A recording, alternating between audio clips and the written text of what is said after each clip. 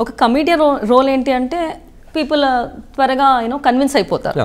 అదే హీరో అనగానే మీరు ఇందాక అన్నారు భుజాల మీద వేసుకోవాల్సి వస్తుందని. సో అలాంటి రోల్ తీసుకొని తప్పు చేశాను మరి నేను ఇలా కామెడీ రోల్ ఉంటే బాగుంటుంది అనిపించింది. నేను ఏంటంటే ఏకే రావు పీకే రావు సినిమాలో ఓ ఇద్దరు కమెడియన్లు ఓ తింగరోళ్ళు వాళ్ళు ఏదో చేసేద్దాం అని చెప్పేసి బయలుదేరుతారు. అంటే అది ఒక కామెడియన్గా ఉన్న ఒక హీరో క్యారెక్టర్.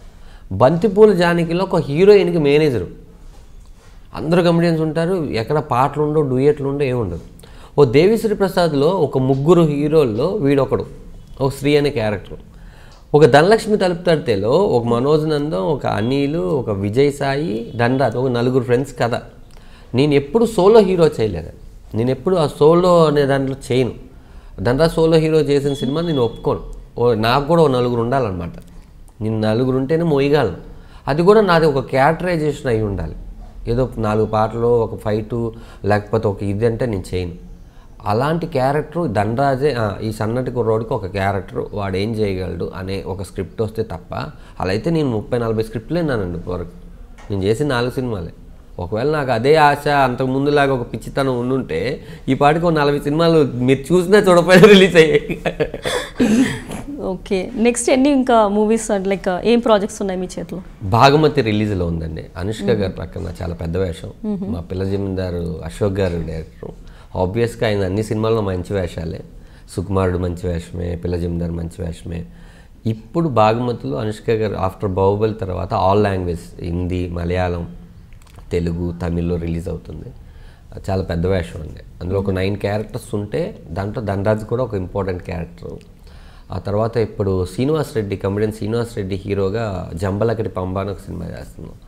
దాంట్లో కూడా ఎక్స్ప్రెస్ రాజా అని ఒక క్యారెక్టరు.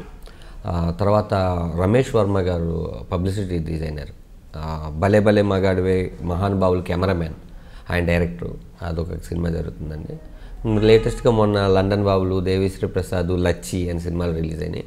ఈసారి ఏంటంటే ఏదో టక్మని పిలిచేశారు కదా అని వెళ్ళి ఏది పడితే చేయకుండా ఇన్ని సినిమాలు చేసాము, మనం కూడా చేసే సినిమాలు మనకి ఒక ఆల్బమ్ లాగా ఉండాలి. రేపు పెద్దోళ్ళు అవుతున్నారు మా పిల్లలు, వాళ్ళకు ఏం చేసావంటే చూపించుకోవాలని కొన్ని సెలెక్టెడ్గా చేసుకుంటున్నానండి. సో ఈ హీరో రోల్ ప్లే చేసినందుకు అవకాశాలు ఏమైనా తగ్గాయి అనిపించిందా? అంటే మనకి ఏమైపోద్ది అంటే హీరోగా చేసినప్పుడు ఒక 30 రోజులు కేటాయించాలి, దాని ముందు ఒక 10 రోజులు కేటాయించాలి, రిలీజ్ల తర్వాత ఒక 10 రోజులు కేటాయించాలి. అంటే తెలియకుండా ఒక 50 రోజులే. ఈ 50 రోజుల్లో మనకు వచ్చే సినిమాల్లో మనం చెయ్యం. ఇది చేస్తున్నామండి, గెటప్లు ఉన్నాయి లేకపోతే కంటిన్యూటీ ఉందని చెయ్యం. అప్పుడు ఏమైపోతుందంటే ఈ 30 రోజులకి ముందు ప్రీ ప్రొడక్షన్ 10 రోజులకి ముందు మనం ఒక సినిమా కమిట్ అయి ఉంటాం. ఆ కమిట్ అయింది మధ్యలో రిలీజ్ అయితే జనాలు కనిపిస్తాం. లేదనుకోండి ఈ 50 రోజుల తర్వాత మళ్ళీ క్యారెక్టర్ రాయడానికి ఇంకొక 20 రోజులు పడుతుంది. అంటే టోటల్గా ఒక 70 రోజులు మనం లేకపోయేసరికి చూసేవాళ్ళు ఏంటంటే సినిమా అవకాశాలు తగ్గాయి అనుకుంటారు. ఆ 70 రోజుల తర్వాత చేసిన సినిమా మనకి ఎప్పుడో రిలీజ్ అవుతుంది, మంచి థియేటర్లు దొరకాలి. అప్పటికి ధనరాజు ఒక 3 నెలలు ఖాళీగా ఉన్నాడని వస్తుంది, న్యూస్ వైరల్ అవుతుంది. అంతే, అదే సింపుల్ లాజిక్. సో ఒక సినిమా ప్రొడ్యూస్ చేశారు కదా, కొంచెం డబ్బులు పెట్టడం జరిగింది. అసలు ఆ సినిమా ఏంటి, ఎందుకు అది ఫ్లాప్ అయింది ఏంటి అసలు? అంటే రివ్యూల పరంగా 3.5. ఎప్పుడు నేను ప్రొడ్యూస్ చేసిన సినిమా ఏంటంటే క్లీన్ యూ 3.5. అంటే ఆ రోజు రిలీజ్ డేట్లు నెక్స్ట్ వీక్ బాహుబలి ఉంది. మాకు తెలియక దీని బిఫోరు డేట్ వేసాం. అంటే అది ఒకవేళ 1వ తారీఖు రిలీజ్ అనుకోండి, ఇది 24వ తారీఖు రిలీజ్ చేసాం. డిస్ట్రిబ్యూటర్లు అందరూ అడిగారు 1వ తారీఖు తీసేయాలి, ఎందుకంటే బాహుబలి అనేది యూజ్ మూవీ, అందరూ చూసే సినిమా. అంటే నేను అన్నా నాది 1 వీక్ ఆడినా నాకు డబ్బులు వచ్చినా లేకపోయినా ధనరాజు అనేవాడు ఫస్ట్ టైం ప్రొడ్యూస్ చేసి పేపర్లో డేట్ వేసి మారిస్తే నేనే మళ్ళీ ఇంకొక సినిమా డేట్ మార్చారంటే ఈ సినిమా బాగాలేదేమో అందుకనే డేట్ మార్చారు అనుకుంటారు. అట్లా వద్దండి వేసేయండి అని చెప్పి నా పంతానికి వేయడం వల్ల అలా జరిగింది అంతే. లేకపోతే మంచి రివ్యూస్, అందులో నందారే నారి ముద్దులు అన్న సాంగ్ చాలా ఫేమస్ అయింది. మంచి సినిమా. శ్రీముఖి, తనీషు, నాగబాబు గారు టోటల్ అందరిని పెట్టి చేసిన సినిమా. ఎవరైనా ఫేవరెట్ డైరెక్టర్ ఉన్నారా, తనతోనే పని చేయాలి అని డ్రీమ్గా అలా పెట్టుకుని ఉన్నారా? నాకు సుకుమార్ గారు ఫేవరెట్ డైరెక్టర్. సుకుమార్ గారి సినిమాలు ఇంకొక 5 ఏళ్ళ తర్వాత చూసినా ఫ్రెష్గా అనిపిస్తుంది. జగడం ఈరోజు చూసినా ఫ్రెష్గా ఉంటుంది, నాన్నకి ప్రేమతో ఇంకో 10 ఏళ్ళ తర్వాత చూసినా ఫ్రెష్గా ఉంటుంది.